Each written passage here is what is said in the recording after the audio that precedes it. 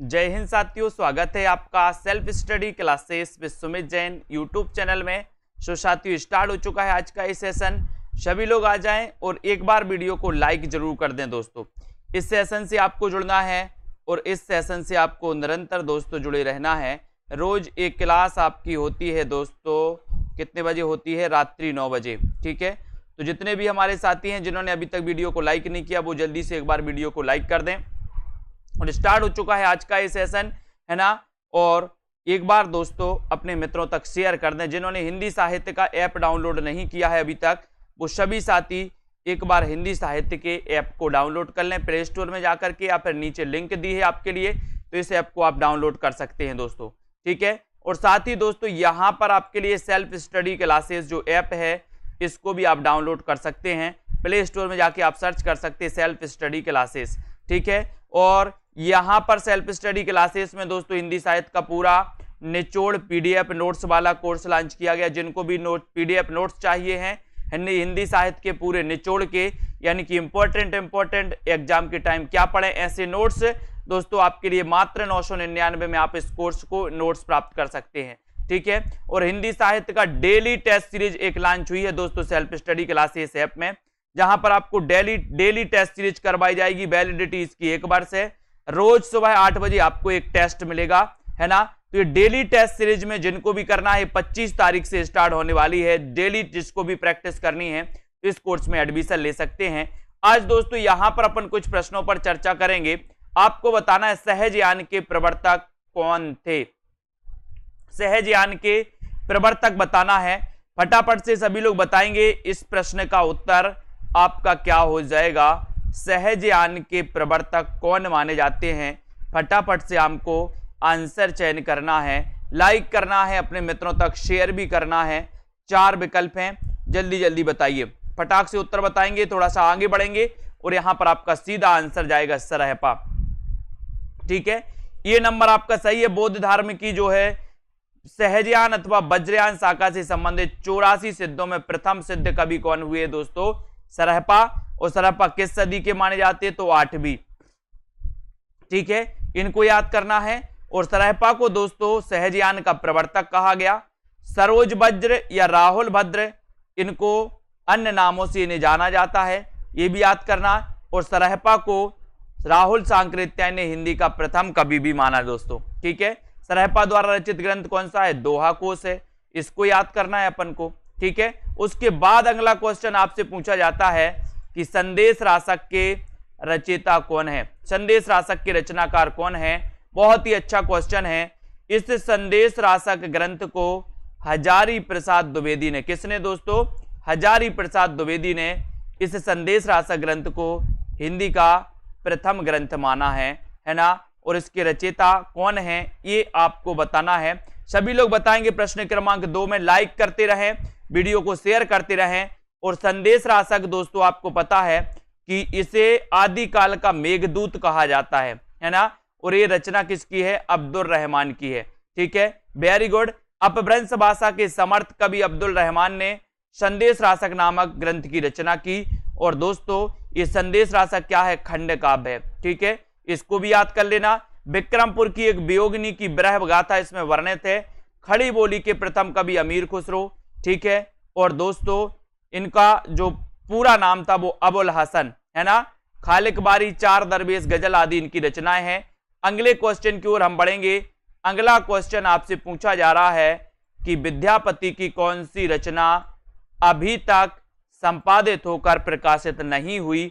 तो वो रचना कौन सी है? आपको चयन करना है, लाइक करते रहना है दोस्तों और शेयर करते रहना है ना। कुछ आज के प्रश्न हैं, उन प्रश्नों पर अपन चर्चा कर रहे हैं, आपको बताते जाना है। विद्यापति के बारे में बताइए सभी साथी कि विद्यापति की वो रचना कौन सी है जो अभी तक संपादित नहीं हुई। आपको पता है दोस्तों कि विद्यापति ने 2 रचनाएं की थी अभट्ट में, और 1 रचना इनकी मैथिली में थी। 2 रचनाएं कौन कौन सी? कीर्तिलता और कीर्तिपता का अभट्ट में थी। 1 रचना इनकी पदावली थी, है ना, जो कि मैथिली में थी। और यहां पर आपका सीधा आंसर है इनकी रचना कीर्तिपता का, ये अभी तक संपादित नहीं हुई, यानी बी नंबर आपका पता है। पद लता पताका अपन पढ़ते विद्यापति की, है ना। इन्हें श्रृंगारी कवि कहा जाता है दोस्तों, मैथिल कोकिल कहा जाता है, कवि शेखर कहा जाता है ना। इन्हें अभिनव जयदेव भी कहा जाता है, इसको भी अपन को याद करना है, ठीक है। और उसके बाद अगर अपन बात करेंगे कि अभिनय जयदेव जैसे उपनामों से इन्हें अभिहित किया गया, इसको याद करना है दोस्तों।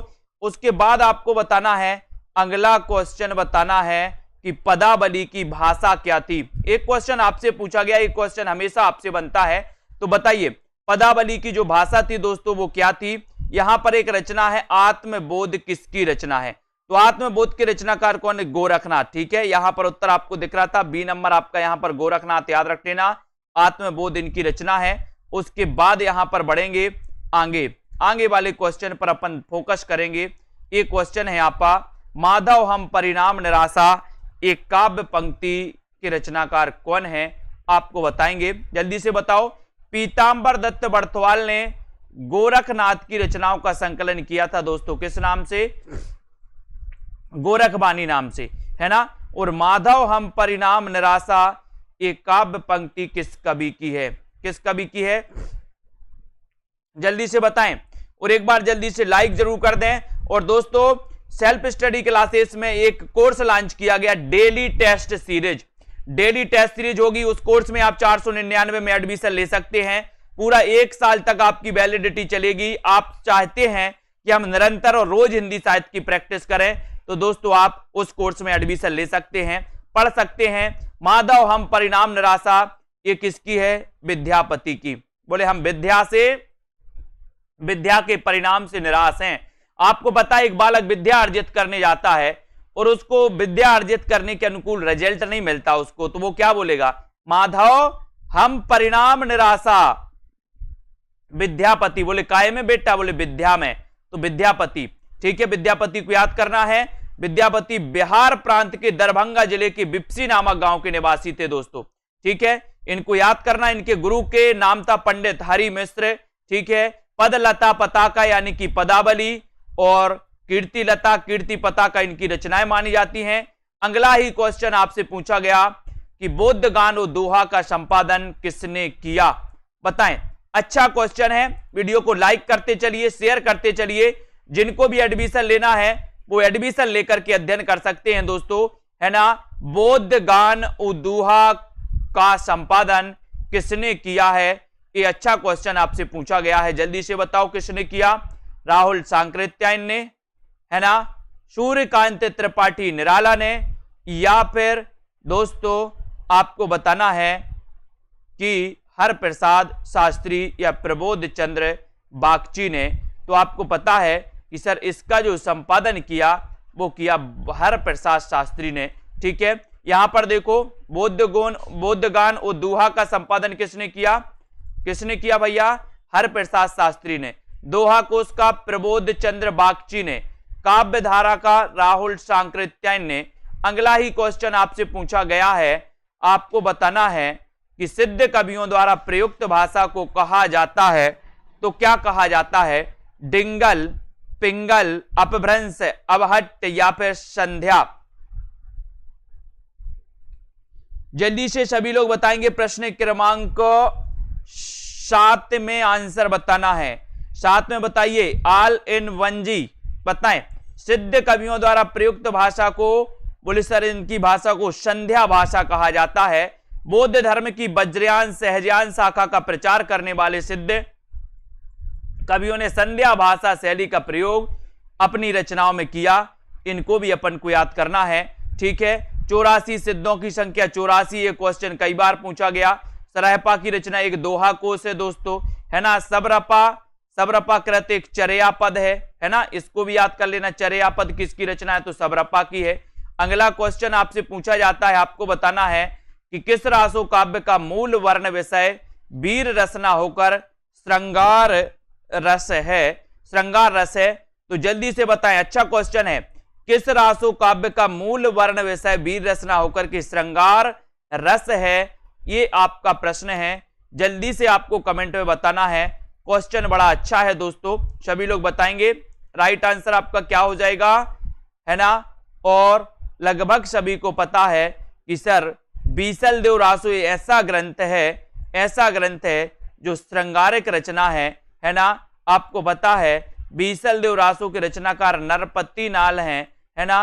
बीसल देव रासो अजमेर के शासक से संबंधित रचना है और इस श्रृंगार प्रधान रचना मानी जाती है। ये भी अपन को याद करना है। अगले ही क्वेश्चन की ओर जाएंगे, यहां पर आते हैं, है ना, यहां पर आते हैं दोस्तों, ठीक है। यहां पर आपको बताना है आला खंड का दूसरा नाम क्या है। एक क्वेश्चन आपसे पूछा गया, आला खंड का दूसरा नाम क्या है, जल्दी से बताइए और एक बार जल्दी से वीडियो को लाइक जरूर कर दीजिए। आला खंड का दूसरा नाम आपको चयन करना है दोस्तों, जल्दी जल्दी से आपको चयन करते हुए आगे बढ़ना है। प्रश्न क्रमांक आपका 9, परमाल रासो, बीसल देव रासो, खुमाल रासो या फिर हमीर रासो। नीचे लिंक दी है हिंदी साहित्य वाले ऐप की, तो आप ऐप को डाउनलोड कर सकते हैं। आला खंड का दूसरा नाम क्या है, तब आपका आला खंड का जो दूसरा नाम है वो नाम है दोस्तों परमाल रासो। क्या नाम है, परमाल रासो, ठीक है। परमाल, परमाल यानी दूसरों का माल अगर लेना है तो जगना पड़ेगा, तो जगनिक, जगनिक याद करना, है ना। जगनिक रचत है दोस्तों आला खंड, दूसरा नाम परमाल रासो, है ना। बीसल देव रासो के रचयिता नरपति नाल और दोस्तों दलपति विजय तथा हमीर रासो के रचनाकार, है ना, ये खुमाल रासो के रचयिता दलपति विजय और हमीर रासो के रचनाकार सारंगधर माने जाते हैं, ठीक है। अगला क्वेश्चन आपसे पूछा जाता है, खड़ी बोली हिंदी में सर्वप्रथम रचना करने वाले कवि का नाम क्या है। खड़ी बोली हिंदी में सबसे पहले रचना करने वाले कवि का नाम क्या है, ये आपको बताना है। जायसी, हमीर खुसरो, भारतेंदु हरिश्चंद्र या फिर विद्यापति। यानी कि आपका उत्तर क्या हो जाएगा, उत्तर होगा खड़ी बोली हिंदी के सर्वप्रथम रचना करने वाले जो कवि हैं वो हैं अमीर खुसरो, यानी बी नंबर, ठीक है। बी नंबर सही है आपका। अब यहां से पूछा जाता है कि खड़ी बोली के प्रथम महाकवि, तो महाकवि कौन है, हरिऔध हैं, है ना। और अगर पूछा जाता है कि आधुनिक काल में खड़ी बोली के प्रथम कवि, तो आधुनिक काल में खड़ी बोली के प्रथम कवि श्रीधर पाठक हैं दोस्तों, ठीक है। तो खड़ी बोली हिंदी के से याद करना है। उसके बाद यहां पर जाते हैं कि सर इन्हें तोताए हिंद कहा जाता है अमीर खुसरो को, है ना, याद करना है। सुखने, गजले, खालिकबारी इनकी रचनाएं मानी जाती हैं। अब आपको परमाल रासो के रचनाकार का नाम बताना है। लगभग सभी को पता है परमाल रासो के रचनाकार कौन है। प्रश्न क्रमांक 11 में सभी लोग चयन करेंगे, है ना। सेल्फ स्टडी क्लासेस ऐप सभी साथी डाउनलोड कर लें दोस्तों, और डाउनलोड करके आप इस कोर्स में बहुत अच्छे से एडमिशन ले सकते हैं। फ्री सीरीज भी चलती है आप लोगों के लिए। और परमाल रासो के रचनाकार कौन है ये आपसे पूछा गया, तो लगभग सभी को पता है जगनिक, है ना। आला खंड का दूसरा नाम है परमाल रासो और ये जगनिक अपन को याद करना, जगनिक इसके रचनाकार हैं। Very good. जगनिक नाम से, आला खंड नाम से प्रसिद्ध रासो काव्य ग्रंथ दोस्तों परमाल रासो के रचयिता जगनिक हैं, ये तो सभी को पता है, ठीक है। अगला क्वेश्चन है, अच्युत चरण तरंगिनी स्यो सिर मालती माल और हरि न बनायो सुरसरी की जो इंदव भाल। इस दोहे के रचनाकार कौन है, इस दोहे के रचनाकार आपको बताना है। बताइए, अच्युत चरण तरंगिनी, इसके रचनाकार कौन है। रहीम, रसलीन, राम सहाय या फिर रस खान। कौन है अच्युत चरण तरंगिनी स्यो सिर मालती माल। और यहां पर आपका बिल्कुल सही आंसर हो जाएगा रहीम, यानी ये नंबर आपका बिल्कुल सही है, एक नंबर आपका सही है, ठीक है। बहुत बढ़िया आंसर, अच्युत चरण तरंगिनी स्यो सिर मालती माल, ये रहीम दास की पंक्ति है ना। ब्रह्म में ढूंढियो पुराणन गानन बेदरिया सुनी चौगने चायन, ये रसखान की पंक्ति है। तो ये पंक्ति मानी जाती है दोस्तों। एक क्वेश्चन आपके लिए है कि तुलसीदास ने जो रामचरितमानस की रचना की थी, रामचरितमानस सबसे पहले किससे सुनाई थी। एक क्वेश्चन आपके लिए आ गया है, जल्दी से बताओ, तुलसीदास ने रामचरितमानस सबसे पहले किसको सुनाई थी। पंडित चंद्रधर शर्मा गुलेरी ने किसको पुरानी हिंदी का प्रथम कवि स्वीकार किया। पुरानी हिंदी का प्रथम कवि स्वीकार किया है तो किसको किया है, बताएं। जल्दी से लाइक करते रहें, शेयर करते रहें और self study classes app download कर लें दोस्तों। और इसी प्रकार से अध्ययन करना है। पंडित चंद्रधर शर्मा गुलेरी ने किसको पुरानी हिंदी का प्रथम कवि माना है? ये आपको बताना है, जल्दी से बताइए। फटाक से आपको चयन करना है। अच्छा क्वेश्चन है और सीधा जाएगा यहां पर कि सर गुलेरी की बात करो तो राजा मुंज को, यानी सी आपका बिल्कुल सही हो जाता है। अनीता जी बहुत बढ़िया आंसर है। राजा मुंज को पंडित चंद्रशेखर शर्मा गुलेरी ने पुरानी हिंदी का प्रथम कवि माना। ठीक है, 10वीं सदी के अंतिम चरण को हिंदी साहित्य के प्रारंभिक चरण के रूप में इन्होंने स्वीकार किया। और गुलेरी की रचनाओं की अगर बात करें तो इनकी कहानियों में उसने कहा था, है ना, बुद्धू का कांटा और सुखमय जीवन। जल्दी से आपको बताना है उसने कहा था का रचना काल क्या है, सुखमय जीवन का रचना काल क्या है, बुद्धू का कांटा का रचना काल क्या है। क्रमबद्ध करिए जल्दी से फटाफट से। उसने कहा था तो आपको पता ही है 1915। यहां पर आपको बताना है विजय सेन सूरी किसके रचनाकार हैं, नरपति नाल की रचना कौन सी है, सालीभद्र सूरी की कौन सी है, आसगू की कौन सी है। तो रेवंत गिरिरास के रचनाकार कौन है? सबसे पहले एक क्वेश्चन आपसे पूछते हैं। तो रेवंत गिरिरास यानी कि दोस्तों ये रचना किसकी है? किसकी है? बोले सर ये विजय सेन सूरी की है ना, है रचना। और नरपति नाल की रचना कौन सी है? बीसल देव रासो। ठीक है, बिल्कुल सही है। उसके बाद सालीभद्र सूरी की भरतेश्वर बाहुबली रास। ठीक है, उसके बाद आसगू की कौन सी? आसगू की चंदन वाला रास। यानी कि आपका उत्तर कौन सा सही हो जाएगा? विकल्प नंबर बी। बहुत बढ़िया, बी नंबर सही है। विजय सेन सूरी की रेवंत गिरी रास है ना, बीसल देव रासो। ये दोस्तों किसकी है? नरपति नाल। सालीभद्र सूरी की भरतेश्वर बाहुबली रास, आसगू की चंदन वाला रास हो गई। ठीक है, वेरी गुड आंसर। ये रचनाएं हैं आपकी रेवंत गिरी रास, नरपति बीसल देव रासो, सालीभद्र सूरी भरतेश्वर, चंदन वाला रास आसगू की, और डोम्बिपा की है योगचर्या। योगचर्या किसकी है? डोम्बिपा की। बहुत बढ़िया। अगला क्वेश्चन, हालाते कन्हैया किसकी रचना है? हालाते कन्हैया के रचनाकार कौन है? क्वेश्चन बड़ा अच्छा है। पूरन भगत हैं, विद्यापति हैं, या फिर अमीर खुसरो, या फिर इनमें से कोई नहीं। जल्दी से सभी लोग बताएंगे, एक बार लाइक कर देंगे दोस्तों। हालाते कन्हैया किसकी रचना मानी जाती है? हालाते कन्हैया बताएं, लाइक कर दें और एक बार अपने मित्रों तक शेयर जरूर कर दें।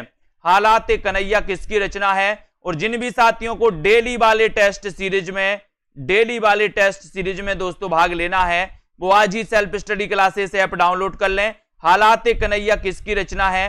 तो एक रचना है अमीर खुसरो की। हालाते कन्हैया, है ना, उत्तर प्रदेश के एटा जिले में पटियाली गांव में जन्म हुआ था दोस्तों अमीर खुसरो का। ठीक है, खड़ी बोली का पहला कवि है। और दोस्तों हालाते कन्हैया, खालिक बारी, दो सुकने खुसरे, है ना, खुसरो की पहेलियां, इनको याद करना है। उसके बाद आपसे क्वेश्चन आया है कि आदिकाल में किन ग्रंथों की प्रधानता रही? किन ग्रंथों की प्रधानता रही? विद्यापति की तो कीर्तिलता कीर्तिपता का आपको पता ही है। इनकी भाषा क्या है? तो इनकी भाषा अबहट्ट है, अबहट्ट। ठीक है, आदिकाल में किन ग्रंथों की प्रधानता रही? वीर ग्रंथों की, साखी, सूफी, या फिर रासो ग्रंथों की? बताइए, आदिकाल में किन ग्रंथों की प्रधानता रही है? ये आपसे क्वेश्चन पूछा गया है। वीडियो को लाइक जरूर करना है। और दोस्तों आदिकाल की बात आती है तो उत्तर चला जाता है रासो ग्रंथ की। यानी कि आपका एक नंबर बिल्कुल सही है। ये नंबर आपका बिल्कुल सही आंसर चला जाता है। अगले क्वेश्चन की ओर हम जाएंगे।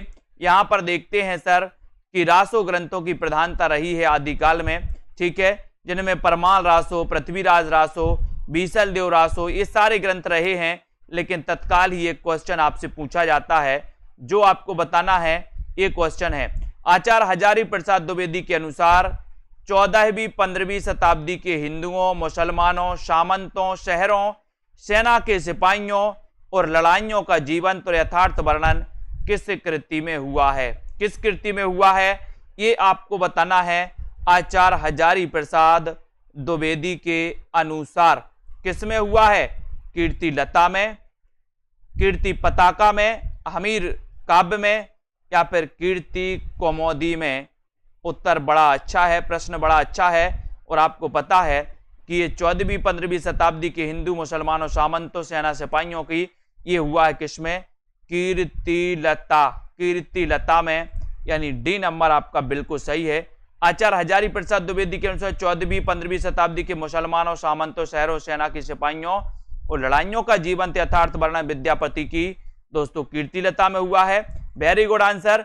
अगला क्वेश्चन आपसे पूछा गया कि राहुल जी ने हिंदी भाषा का प्रथम कवि किसे स्वीकार किया है। इतना आसान क्वेश्चन है, हलवा प्रश्न है, सभी से आना चाहिए।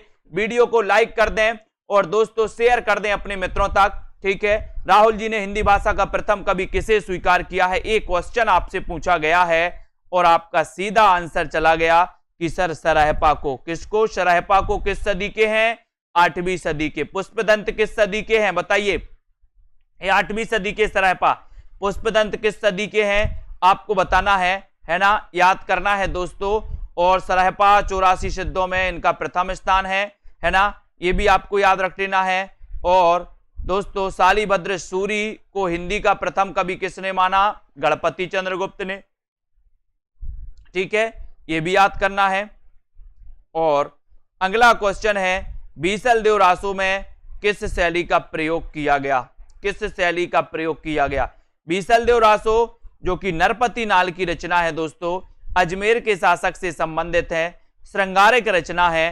तब आपको बताना है आसो जोशी जी बीसल देव रासो, है ना, बोले सर नरपति 20 नहीं होते, नरपति 20 नहीं होते ना, तो यहां पर 20 से बीसल देव रासो नरपति नाल, ठीक है। और यहां पर बीसल देव किस शैली का प्रयोग किया गया? तो वो किया गया गे शैली, यानी सी नंबर गे शैली आपका फिर सही हो जाएगा, राइट हो जाएगा, है ना। ये दोस्तों 1212 संवत 1212 में नरपति नाल की इसकी रचना की थी और इसकी जो शैली है वो गे शैली है, ठीक है, इसको याद करना। अगला क्वेश्चन आपसे बहुत ही बढ़िया क्वेश्चन आ रहा है, हमेशा पूछा जाता है दोस्तों, जय मयंक जस चंद्रिका के रचनाकार कौन है? जय मयंक जस चंद्रिका के रचनाकार कौन है? एक बार लाइक करना है अपने मित्रों तक, शेयर करते रहो। जय मयंक जस चंद्रिका नीचे लिंक दी है हिंदी साहित्य ऐप की, तो जिनको भी डाउनलोड करना है वो कर सकते हैं। पुष्पदंत 10वीं सदी के हैं दोस्तों, 10वीं सदी के। सौरभ वर्मा जी, मैसंजलि, निष्ठा जी, दारसू, कमला जी, बताइए जय मयंक जस चंद्रिका के रचनाकार कौन है? साई सृष्टि जी, जय मयंक जस चंद्रिका। और सीधा आंसर है कि सर इसके जो रचनाकार हैं वो रचनाकार हैं कौन? मधुकर कवि। डी नंबर आपका मधुकर कवि बिल्कुल सही होगा। हिंदी साहित्य की आदिकालीन रचना जय मयंक जस चंद्रिका के रचनाकार मधुकर कवि हैं। जयचंद प्रकाश ये भट्ट केदार की रचना है।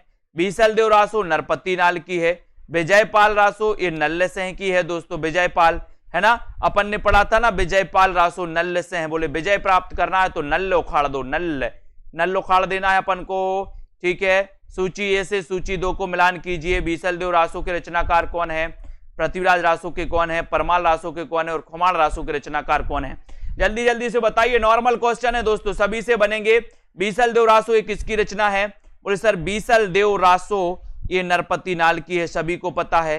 पृथ्वीराज रासो चंदवरदाई की है ना, ये भी पता है। परमाल परमाल परमाल दूसरों का माल प्राप्त करना तो जगना पड़ेगा, जगने। खुमार रासो, है ना, खुमार रासो दलपति विजय, ठीक है। तो ये रचनाएं आपकी हो जाती है। यहां पर अपन देखते हैं कि सर आदिकालीन रासो का परंपरा में बीसल देव रासो के रचयिता नरपति नाल हैं, ये आपको पता ही चल गया। भविष्यत कहा के रचनाकार कौन है?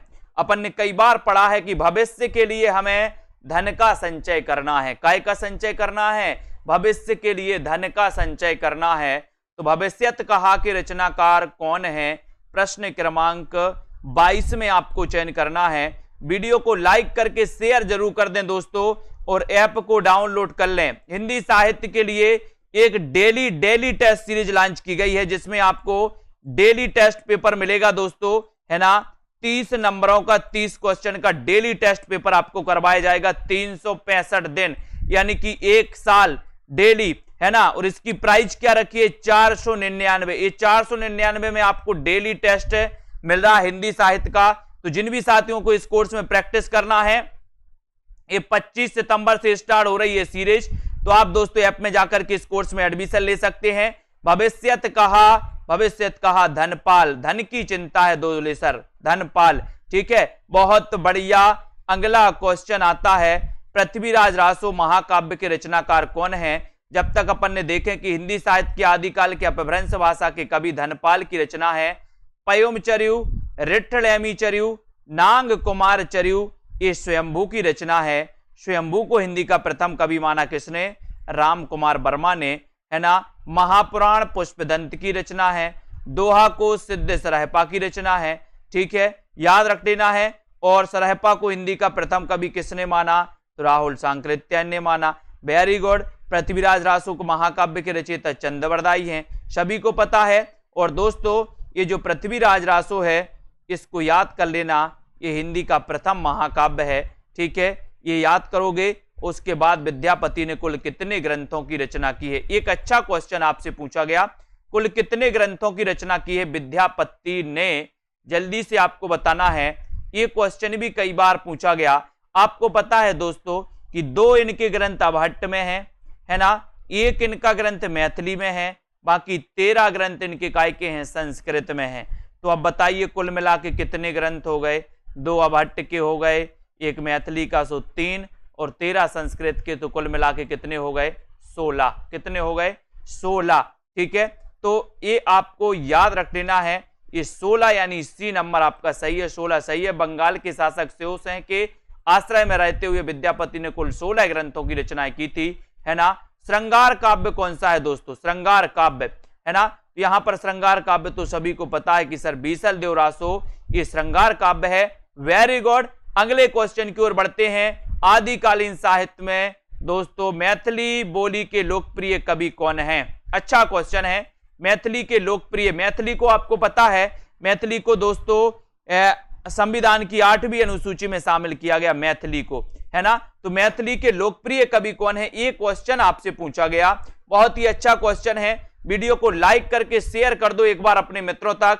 और दोस्तों इस सेशन को रोज अपन को आगे बढ़ाना है, ठीक है। जूनियर सुपर टेट वाले हमारे जो भी साथी हैं, पंजाब मास्टर कैडर, हिंदी साहित्य वाले जितने भी साथी हैं, और जिनको भी दोस्तों क्या करना है, अपनी हिंदी साहित्य की डेली टेस्ट सीरीज में भाग लेना है, वो आज ही कोर्स में दोस्तों एडमिशन ले लें। और यहां पर आपका आंसर है विद्यापति। विद्यापति याद करना, मैथिल कोकिल कहा जाता है इन्हें, श्रृंगारी कवि है, ठीक है।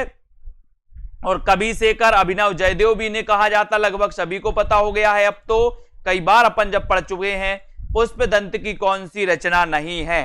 पुष्पदंत की कौन सी रचना नहीं है? पुष्पदंत दोस्तों 10वीं सदी के हैं। कौन सी सदी के? 10वीं सदी के। स्वयंभू 8वीं सदी के, पुष्पदंत 10वीं सदी के, सरहपा 8वीं सदी के। ये सदी भी आपको याद करना है ना।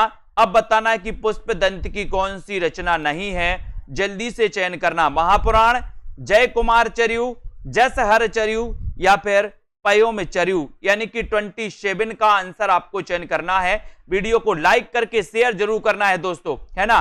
पुष्पदंत की कौन सी रचना नहीं है पूछा गया, तो उत्तर है कि पयोम चर्यु। तो पयोम चर्यु किसकी है? बोले सर पयोम चर्यु तो ये स्वयंभू की रचना है, और ये पयोम चर्यु दोस्तों महाकाव्य है ना। अपभ्रंश का प्रथम महाकाव्य माना जाता है इसको।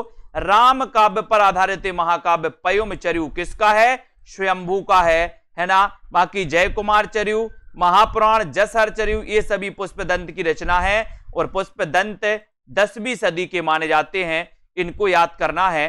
सरहपा का संबंध किससे है दोस्तों? सरहपा का संबंध बताइए। सरहपा का संबंध आपको बताना है। उत्तर क्या हो जाएगा? यहां पर प्रश्न क्रमांक 28 का आंसर आपको चयन करना है। लाइक करते हुए शेयर करते रहें दोस्तों। सरहपा का संबंध किससे है? वीडियो को शेयर कर दें अपने मित्रों तक, और सेल्फ स्टडी क्लासेस ऐप को डाउनलोड कर लें, हिंदी साहित्य ऐप को डाउनलोड कर लें। 28 में आपका राइट आंसर हो जाएगा कि सर सरहपा का जो संबंध है वो संबंध है सिद्ध साहित्य से, है ना। सिद्धों में प्रथम स्थान इनका आता है, सिद्धों की संख्या 84 मानी जाती है। दोहा कोश सरहपा की रचना है, राहुल सांकृत्यायन ने हिंदी का प्रथम कवि माना है, ठीक है, बहुत बढ़िया।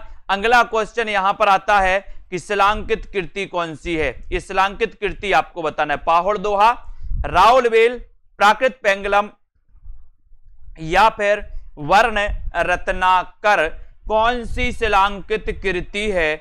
ये क्वेश्चन है आपका, और आपको बताना है शिलांकित कृति कौन सी मानी जाती है।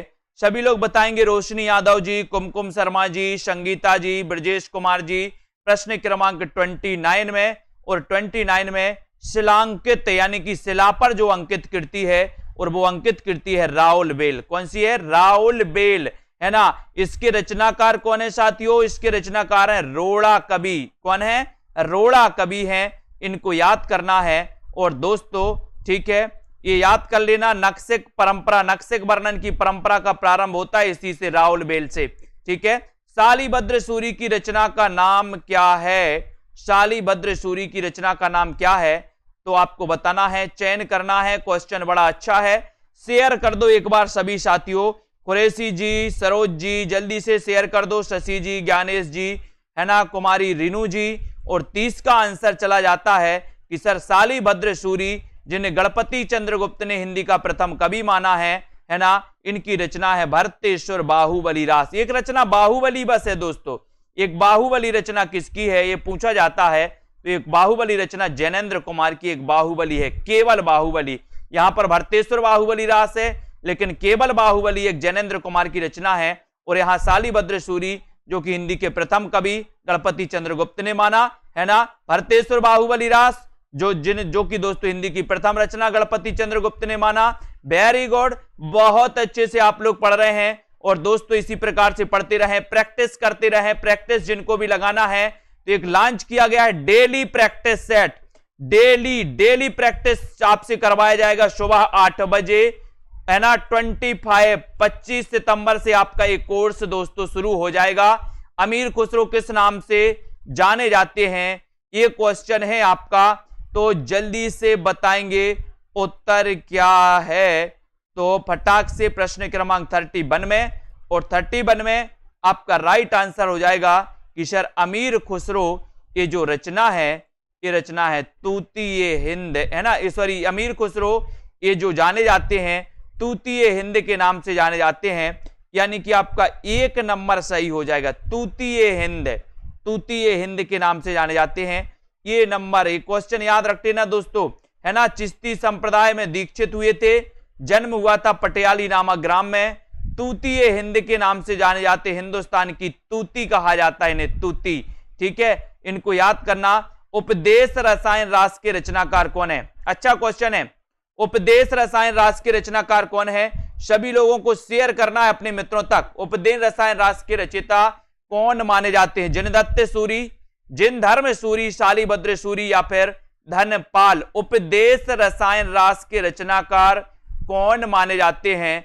प्रश्न क्रमांक 32 का आंसर आपको लगाना है, लाइक करते हुए शेयर करना है। और उपदेश रसायन रास बोले जिन जिन को उपदेश लेना है वो आ जाओ। जिन दत्त बोले जिन का उपदेश, तो जिन दत्त सूरी, यानी ये नंबर आपका बिल्कुल सही है, उपदेश रसायन रास। ठीक है, ये भी याद करना। और दोस्तों किस कवि को अपभ्रंश का वाल्मीकि कहा जाता है? वाल्मीकि देखो कैसा लिखा जाता है, क्वेश्चन आया था यूपीएलटी ग्रेड में, वाल्मीकि को शब्द शुद्धि में आया था दोस्तों, है ना। जब यूपीएलटी ग्रेड का हुआ था पिछली बार एग्जाम, तो वाल्मीकि आया था कि वाल्मीकि शुद्ध लिखिए, तो वाल्मीकि बाल्य लिखते अपन, या लगा देते, लेकिन बाल में ऐसा बा, है ना, वाह वजन का आधा ला मीकी ऐसा लिखा जाता है। इसलिए बहुत अच्छे से देख लो एक एक मात्रा को, है ना। किस कवि को अपभ्रंश का वाल्मीकि कहा जाता है आपको बताना है। और सीधा आंसर आपका जाएगा, क्या जाएगा? स्वयंभू। बोले सर हम तो स्वयं वाल्मीकि हैं, स्वयं वाल्मीकि, स्वयं, है ना। तो स्वयं से क्या हो जाएगा? स्वयंभू। ठीक है, तो सभी लोग स्वयं वाल्मीकि बन जाओ। रामायण लिख दो आप लोग तो, है ना, ऐसे ग्रंथ लिख दो, अपनी रामायण लिख दो, स्वयंभू याद हो गया। ठीक है, स्वयंभू को अपभ्रंश का वाल्मीकि तथा व्यास कहा जाता है। डॉक्टर रामकुमार वर्मा ने अपभ्रंश भाषा के प्रथम कवि स्वयंभू को हिंदी का प्रथम कवि माना है ना, आपको पता होगा दोस्तों। और किस कवि को अभिनव जयदेव के नाम से जाना जाता है? अच्छा क्वेश्चन है, सभी लोग शेयर करते रहें और वीडियो को लाइक करना है। जल्दी बताइए किस कवि को अभिनव जयदेव नाम से जाना जाता है? फटाक से बताएं। विद्यापति, भवभूति, नरसिंह मेहता या फिर रविदास? यानी कि प्रश्न क्रमांक 34 है। 34 का आंसर आपको बताना है। कुरैशी जी बताइए, रुचि जी, कल्पना धिम्मन जी, रूपेश जी, और आंसर चला जाता है यहां पर सीधा कि सर अभिनय जयदेव पूछा है तो विद्यापति में लगा दो, है ना। जिसके अंदर विद्या होगी उसकी तो जय होगी, जय, है ना। ये विद्यापति याद करना। और अगला क्वेश्चन है दोस्तों, यहां से आपसे पूछा जाएगा पदावली, ये तो आपको पता ही है, ये पुरुष परीक्षा याद रखते ना। पुरुष परीक्षा किसकी रचना है? विद्यापति की। कीर्ति पताका, कीर्तिलता, पदावली, भू परिक्रमा, पुरुष परीक्षा, ये क्वेश्चन आया था शायद पुरुष परीक्षा। अगला क्वेश्चन यहां पर आ जाओ, कौन सी रचना व्याकरण ग्रंथ है? बहुत अच्छा क्वेश्चन। कौन सी रचना व्याकरण ग्रंथ है दोस्तों? कीर्ति पताका, चर्यापद, वर्ण रत्नाकर या फिर उक्ति व्यक्ति प्रकरण? बताएं कौन सी रचना व्याकरण ग्रंथ है? अच्छा क्वेश्चन है। 35 का आपको उत्तर बताना है। राइट आंसर आपका क्या हो जाएगा? क्या हो जाएगा 35 में?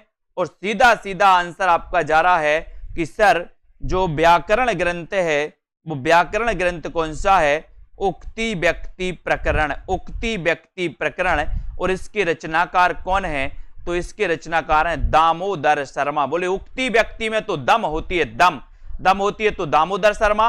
वर्ण रत्नाकर ज्योतिरीश्वर ठाकुर की है ना। और दोस्तों कीर्ति पताका तो आपको पता ही है, कीर्ति पताका किसकी है?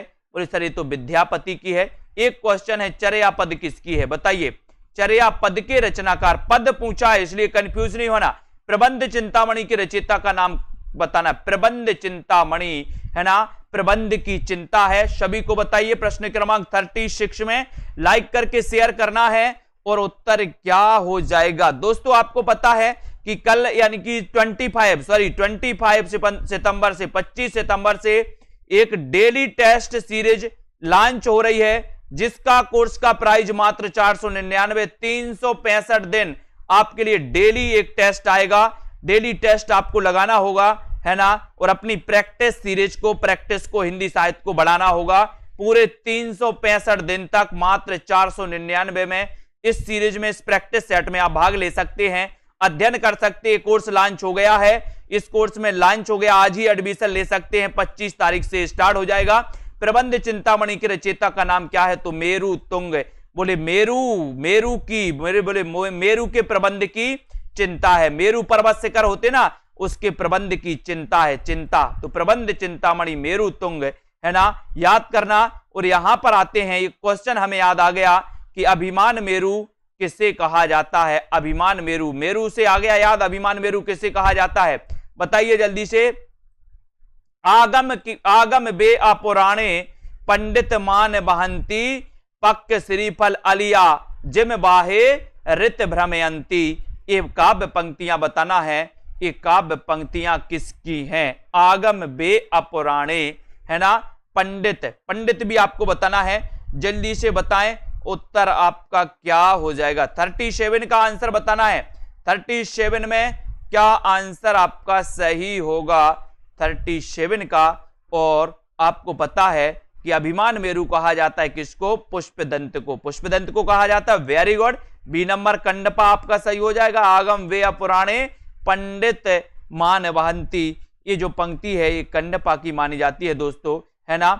ये पंक्ति कंडपा की है। गंगा जमुना माझे भई रे नाई, ये डोंबिपा की है ना। जाहि मन पवन न संचरई, ये सरहपा की है ना। ससुरी निंद गेल बहुड़ी जागए, ये कुकरुप्या की है। ठीक है, तो बहुत बढ़िया है। अब आपको यहां पर बताना है दोस्तों, रचना काल की दृष्टि से सही अनुक्रम बताना है। कौन सा कवि कौन से उसमें आएगा? तो जल्दी से सभी लोग बताएंगे।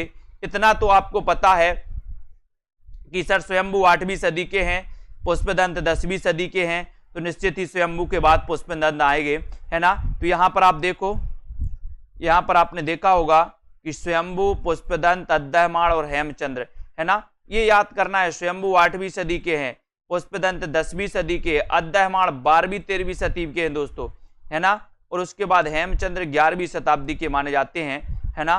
तो यहां पर क्वेश्चन जो आ गया है दोस्तों, इन प्रश्नानुसार जो है ये सही हो जाएगा यहां पर सी नंबर। ठीक है, और हेमचंद्र 11वीं के माने जाते तो इसके पहले आना था, लेकिन यहां पर आप सी लगाओगे। ठीक है, बहुत बढ़िया। सभी लोगों के लिए धन्यवाद। सभी लोग दोस्तों, ये हिंदी साहित्य का आपका new course, new app down वो हो चुका है, लॉन्च हो चुका है। ठीक है, इनको याद करना, ये लॉन्च हो चुका है हिंदी साहित्य का न्यू ऐप।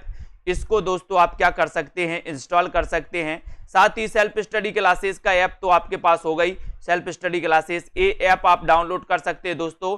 और इस ऐप में आपके लिए हिंदी साहित्य पूरा निचोड़ पीडीएफ नोट्स लॉन्च किया गया मात्र 999 में। इसमें आपके लिए ये निचोड़ पीडीएफ मिल जाएगा। एग्जाम के टाइम क्या पढ़ें ऐसी ये पीडीएफ का आप प्रिंट आउट भी निकलवा सकते हैं दोस्तों। इस कोर्स में आपको एडमिशन लेना पड़ेगा उसके बाद, है ना।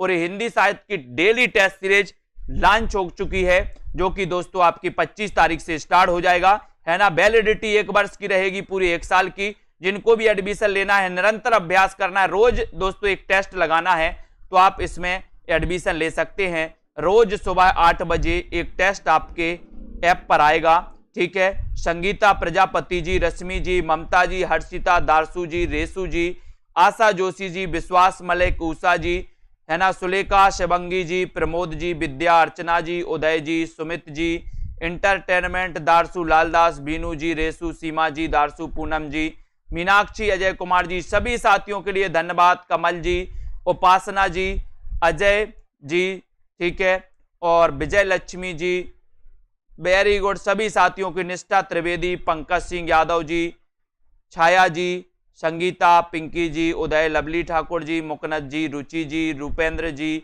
बीनू जी, है ना, पिंकी जी, पूनम सैनी जी, दारसू लालदास, सभी साथियों को धन्यवाद।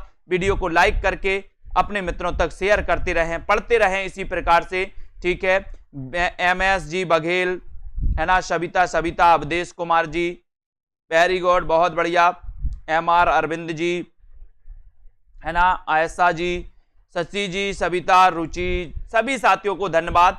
पढ़ते रहें। और लिंक दी है हिंदी साहित्य के ऐप की दोस्तों, तो उस लिंक से आप हिंदी साहित्य के ऐप को डाउनलोड कर सकते हो। अनीता जी, है ना, और शशि जी, प्रमोद सैनी जी, ठीक है, भांदू जी, देवदत्त जी, सभी को धन्यवाद।